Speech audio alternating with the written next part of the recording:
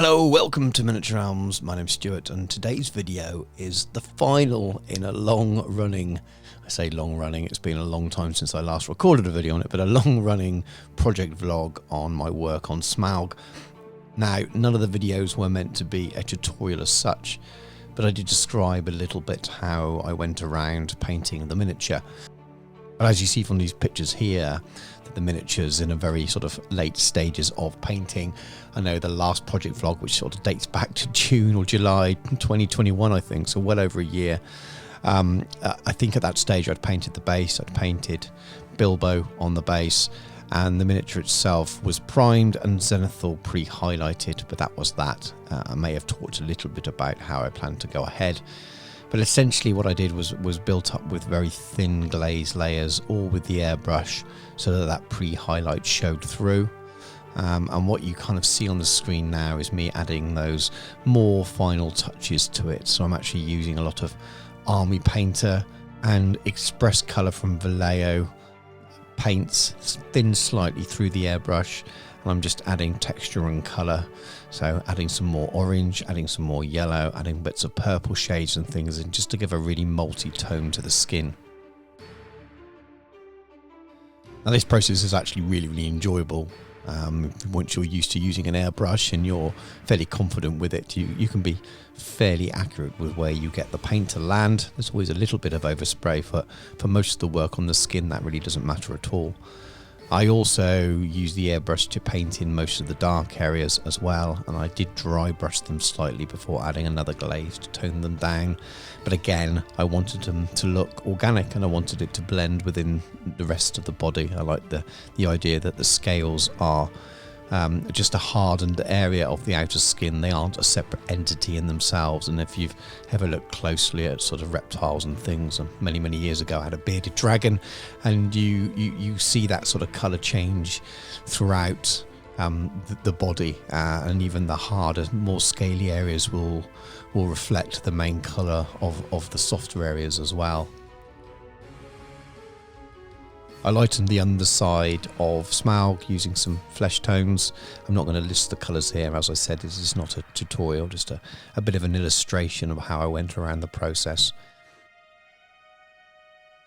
And I'll now tone those back slightly with yellow and flesh inks, and then a little bit more red and purples around the edges as well. I used some yellow inks through the airbrush to lighten certain areas, but then blended those back again where they looked too bright.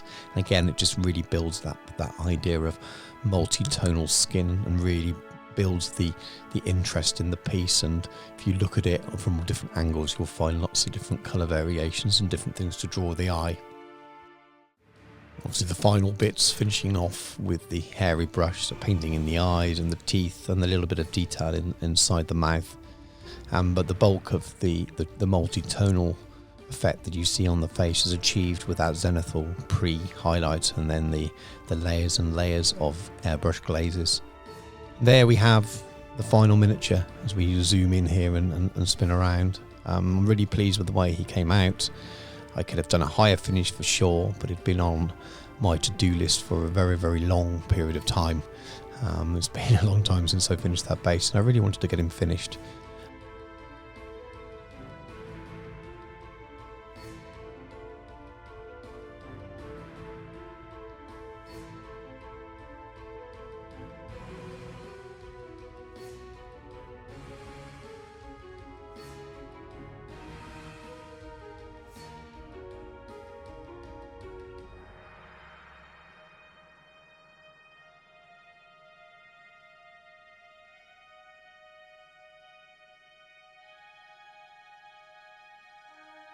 It's definitely not a cheap model, but if you want to paint a big iconic dragon, then it's definitely something I'd recommend.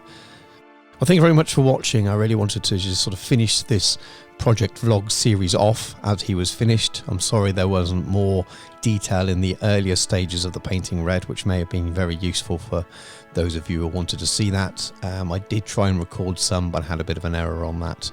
But again, I said it's not supposed to be a tutorial, more of an illustration of the processes that I went through. If you have painted him or anything like it yourself, I'd love to hear how you got on and what methods you chose. I can't personally imagine doing this without the airbrush. Now, I know a lot of people don't airbrush. I'm sure there are ways you could do it, but I think it would take an awful lot longer. And with the airbrush and that zenithal pre-highlight, you're able to get an awful lot of the detail of the miniature through without having to individually paint it in with a hairy brush, which is a real benefit. Hopefully it will give people a little bit of an idea of the kind of work that's required to do a model like this if you want to do it to a similar standard. As I said before, it's not the highest standard out there. I could have spent an awful lot of time, hundreds and hundreds and hundreds of hours, individually highlighting scales and things like that, but that wasn't the approach I wanted to take. I wanted something that looks stunning and eye-catching, but then it also didn't go some way to affect my sanity, which would have been a bit of a mess. Do go back and check the other videos out. I talk a little bit about building and preparing the model of this size and preparing resin if that's something you've not been used to before. So you may well pick up some tidbits and information and things that may well help you out. If you are new to the channel because you've been attracted by a picture of a big dragon on a thumbnail, do check out the other videos as well. There's quite a lot of historical stuff on there if you're more of a fantasy gamer, but there are some fantasy things as well, some Middle-earth and some Battle of Five Armies and some new Warhammer stuff, and there'll be more as the old world is released and when we get closer to that period. If you have enjoyed the video, please consider giving us a like, it really helps us out, and if you like what's on the channel, please consider subscribing. Thanks very much for watching the video, take care, and I'll catch you soon.